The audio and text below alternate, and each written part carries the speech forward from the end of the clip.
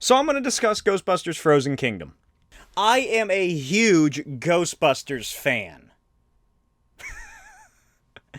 Ghostbusters is one of my favorite film franchises. I love it. I'm really into the occult, and pretty much all the stuff that Dan Aykroyd's into, I love as well. You know, aliens, ghosts, paranormal stuff.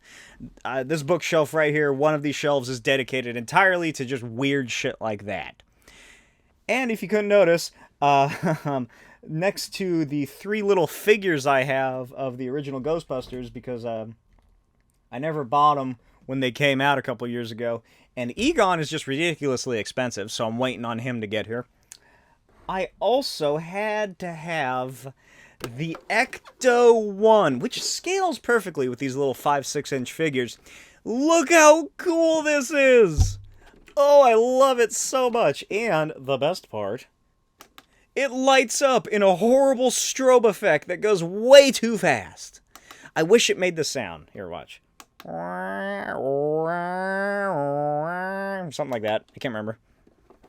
This is just so fucking cool. The lid just pops up like that, and you're supposed to fucking put popcorn in here, but I'm not going to do that. If anything, I'll just store my Ghostbusters toys inside for when I go on an adventure. But this isn't the only popcorn bucket I got, because I also bought this one. This cute little Stay Puft Marshmallow Man, and he's hugging the bowl. Seemingly it's made out of his little tummy, because it's the same exact color as him. And over there, I don't collect Funko Pops. I never have. I've never cared for them.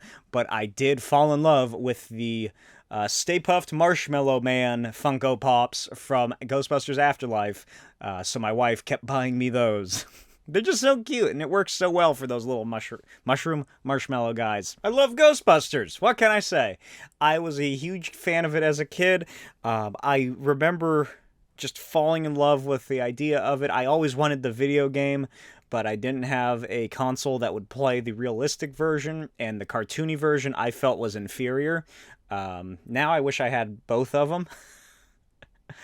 I really should look into buying that original one. I wonder if it came out in the original Xbox, because I don't know where my PlayStation 2 is. But I love Ghostbusters. As a kid, I molded and created a model clay Slimer that was about this big, because I just loved the design of him.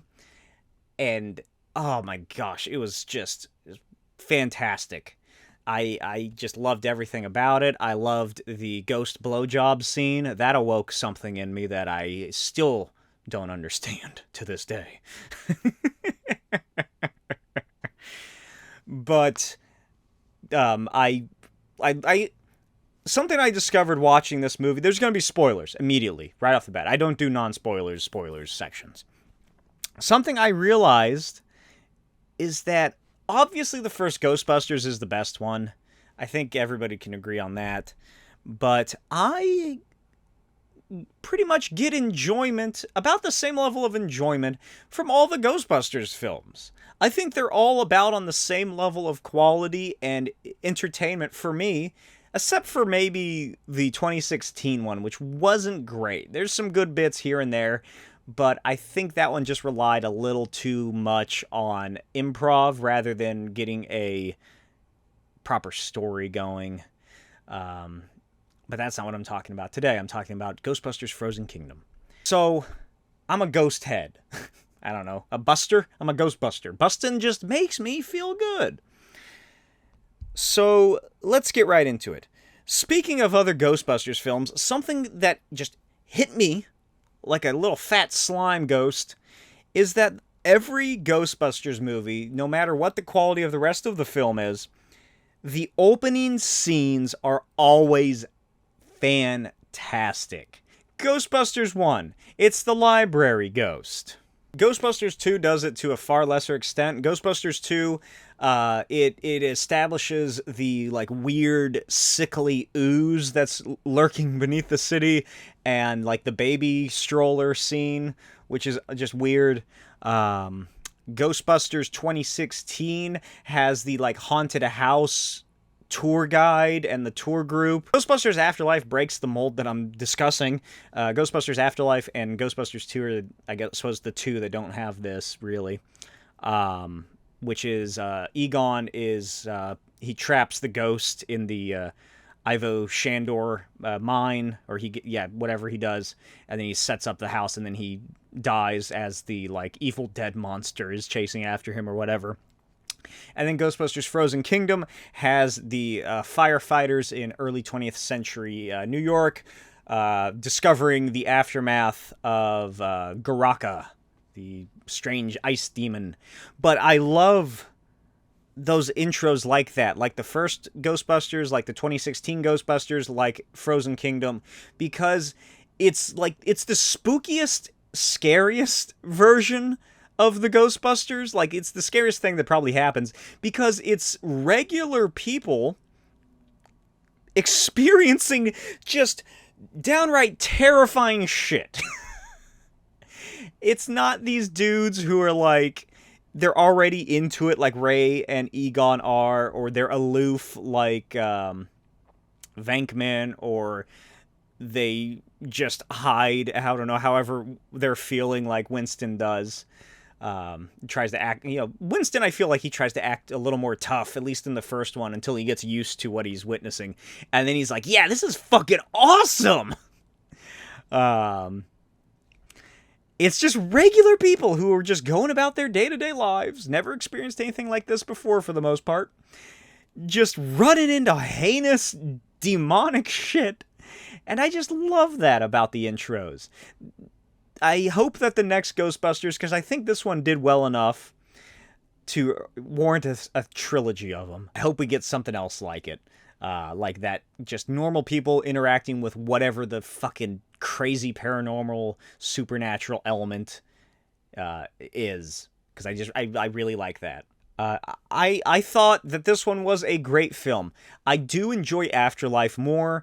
That's probably just because it's that nostalgia, and Afterlife is such a just closing of the book on the original Ghostbusters that we had, I feel, all been craving for.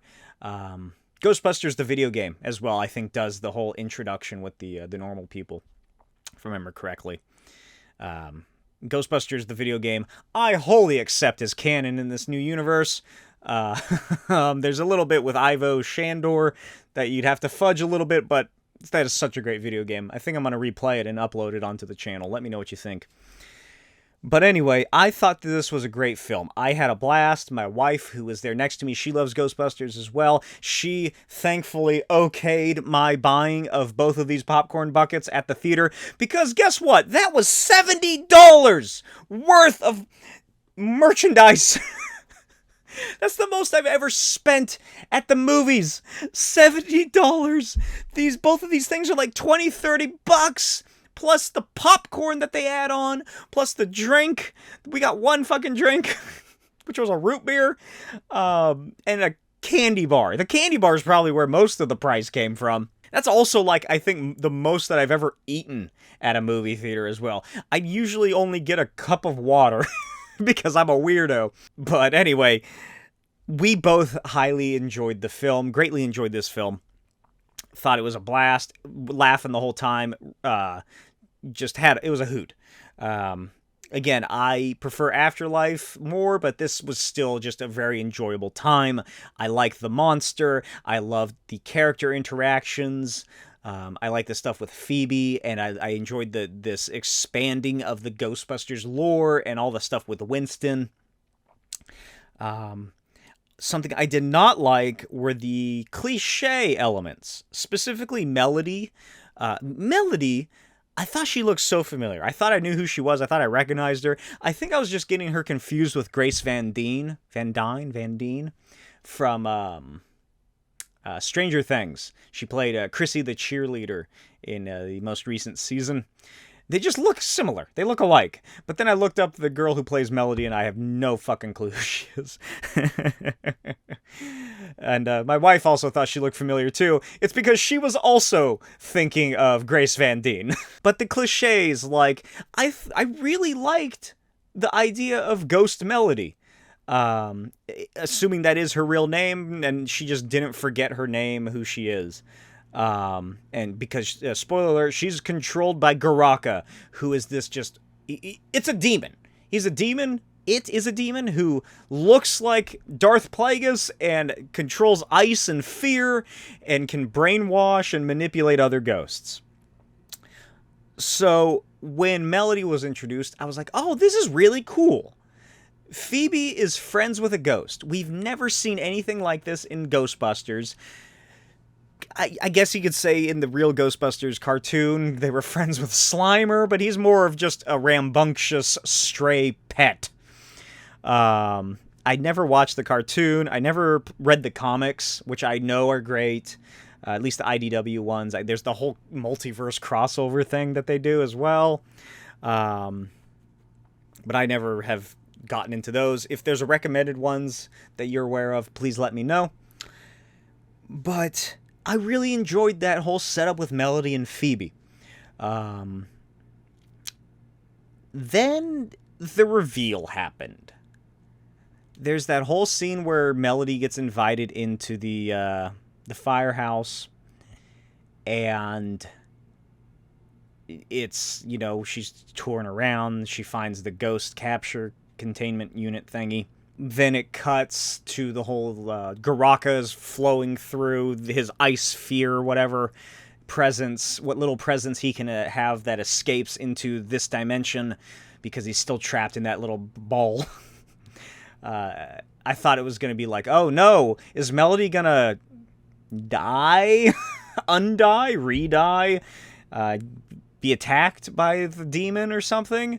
Nope. It's just exactly what you'd expect. She's working for the demon because she thinks that she can see her family or something. I suppose you can give her the benefit... Well, no, you can't give her the benefit of the doubt.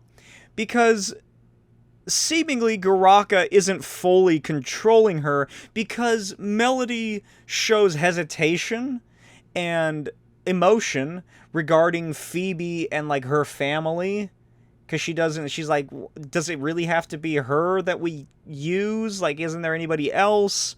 So she's seemingly in control of her actions. But there's a couple other cliches that escape my mind. That's the main one that I was just really disappointed about. There are pacing issues in this film. I feel it was a wider, more action-packed... it was more grand. The ending, especially. The whole frozen city aspect is something they really didn't show that much of. There's scenes in the trailer of Paul Rudd with the big fursuit jacket on, reacting to something. That's not in the film. The whole climax of the film just comes down to the firehouse garage, really. Which, while neat, I wish that we saw more happening in the city. Although I do like the whole... Like, we're trapped in this tiny little fucking place, and we're surrounded by ghosts. I think that they should have... If, you know, they cut more out of the climax, the big final battle. But I feel like they should have reworked it in a way to have more ghosts assaulting the firehouse, because we only get the possessor and the little fat rolling one. Who throws up. We don't see that weird demon thing that its eyes glow through the darkness in the Ghostbusters, like, HQ containment center that's built in an old aquarium. We never see anything of that. What the fuck was that? I bet that came back. Maybe that's what Paul Rudd was reacting to in the trailer that we don't see that was cut. I hope that they aren't fuckers and they release all the deleted scenes, but who knows anymore. So that was a disappointment, but again, the idea is cool, which is the original Ghostbusters are there, the new Ghostbusters are there, Kumail Nanjiani's there, and he's doing his Firemaster thing, which I'm totally fine with. It makes sense. If ghosts are real in this world, demons and ghosts are real, it would make sense that there would naturally become people who try to capture and harness them and control them. It was the Firemasters in ancient Asia, And it's the Ghostbusters in modern New York. I'm fine with that.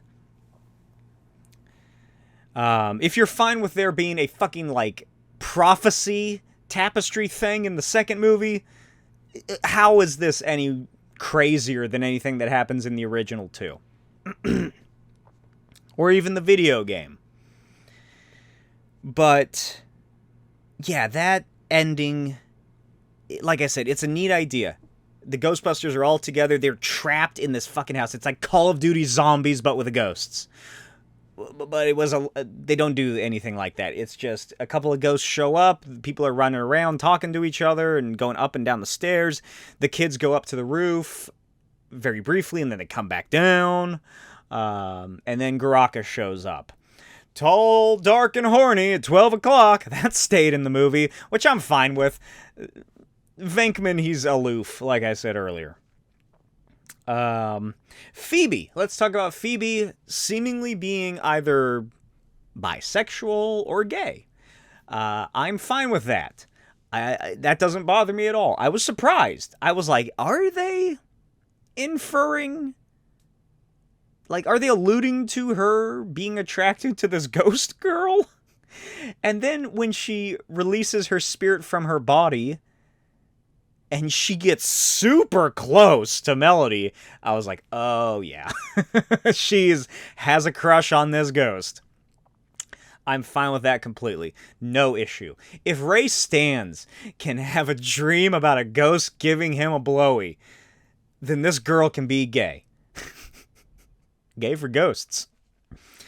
Like I said, I have no issue with that. Here's something that I was questioning, is what the fuck is with the Stay Puffed little guys still being around? This one's my favorite. I love this one. Because look at his little angry face as he's doing this fucking curl with the marshmallows. There's a bunch of other ones, too, that I never got that I'm disappointed by, but they just got ridiculously expensive. There's this one that's eating a graham cracker, and he looks very angry. But they're just so little cute. They are cute. I did enjoy them when they appeared. They are fun. They're just fucking little psychos. They just make me laugh so much. How just gruesome they are to each other. They're fucking little terrors. They could, if they wanted to, they could easily murder a person. But how are they still around? I don't really remember how they showed up in the original. I think it's whatever the offshoots of Gozer or something like that, I think, from the original. Or not the original, but Afterlife. Because it's like Gozer's presence emanates throughout the little town in Oklahoma that they're in. And Paul Rudd and Mom, whatever her name is, they become Vince Clortho and Zool. And then the marshmallows come to life as well. So how are they still here? Podcast suggests that they might be breeding somehow, which, what does that mean? What? And also they are some sort of impish demons. Because they're they're obsessed with the emanations of Garaka when he shows up. They're controlled by him as well. So like, what the fuck is going on with the little Stay Puft guys? Pitchfield. So here we go with the whole, the new Ghostbusters, which is Winston Zedmore. Let me just talk about Winston and Ray. I am so happy that Dan Aykroyd and Ernie Hudson get so much time to shine in this film. That's probably my favorite part. I love those two guys. Honestly, I think that they're my favorite of the Ghostbusters. Ray Stantz is definitely my favorite. If you noticed on this little jacket that I bought from a Halloween store, whatever that Halloween shop is that comes around every November to October, that takes over abandoned stores for the month, like some sort of living presence that comes out of hibernation every autumn. I got it from there if you're interested. But I had the Stantz patch on there. Ray Stantz always been my favorite. Dan Aykroyd, I really dig him as the character. I think it's the fact that he's also just into the same things that his character is. And I am also into the same things that he and his character are. But I was so happy with the amount of screen time that they got in this film. Bill Murray, is it any surprise that he was shitting on the movie? Who cares what Bill Murray says? He's just a grouchy old man who is just really aloof. There we go again. Bill Murray is just an aloof old man. So, whatever. Who cares? But I loved Ray and Winston and how much they had going for him. I love that Winston is... Also, is that how you pronounce his last name? They finally say Winston Zeddemore. I have always heard it said Winston Zedmore. What was that about? But anyway, Ray and Winston... I love that Winston is the one Ghostbuster who has his whole life together. He comes on in the first film because, like, they couldn't get Eddie Murphy, so they cut back his role drastically, and he's just some working class guy. And then in, like, the video game, they make an allusion to who the character was originally going to be, which is another just well-versed scientist guy with a doctorate and all this stuff. He gets his doctorate in between Ghostbusters 2 and the video game. And then in Afterlife, he's the only successful one. He has, like I said, his life together. And so much so that he is able to fund Ghostbusters research. And there's a whole division of them located just outside of New York, maybe somewhere in New Jersey. I don't know where that was. But one of the members of this new research facility is named Pitchfield, who is played by James Acaster. I did not realize that until afterward. And I love that he is a carbon copy of cartoon come to life of the real Ghostbusters cartoon version of Egon Spengler, who, if you're unfamiliar, they make pretty much all the other three look similar to their actors, but for some reason in that 80s cartoon of the Ghostbusters, they made Egon blonde, and Pitchfield is literally cartoon Egon, and I and one woman in the audience of the showing that we were at, which was surprisingly packed, even though it was at 11:50 a.m. I thought there would be a lot less people there. But only she and I laughed when he appeared, just out of amazement that it was Egon from the cartoon. What else do I have? I discussed the Firemaster, the Ray and Winston, the original Ghostbusters. I was shocked. I was hoping when there's that big looming on the door of the firehouse near the end, and Bill Murray comes through. I think, is it Bill Murray? I think it is. Or is it Janine? I can't remember which one. I like that Janine's back and she's working for Winston. That's neat. She's sort of like his liaison kind of character. I thought for sure that they were going to get Rick Moranis back in his role as Louis Tully because he suits up in Ghostbusters 2. Everybody thinks that he's the hero because he shows up late after they've saved the day. And I was just, oh my god, I would have lost my mind if he had shown up in this. But unfortunately not. That's the one thing that I wish had happened in this film, is that they'd been able to convince Rick Moranis to come back to play Louis in that big finale. And then, I don't know what he would have been able to do. It's emotional support. I'm sure he still has comedic chops and physical humor. But overall, this was a fun romp. I liked how crazy they're getting with the Ghostbusters. Really just, like, leaving the whole... just getting crazy with it. It's not some eldritch being like Gozer kind of is. It's not whatever the fuck was going on in the second one. It's not just a possession like the 2016 one. It's not Gozer again like it was in Afterlife. It's just an insane idea for a villain, a monstrous villain, who fucking plugs his horns back into his head and just in a disgusting scene. And I had a great time with it. I really hope that they're making a third one, because I will be there opening day like I was for this one, and I was for Afterlife, and I was for the 2016 one.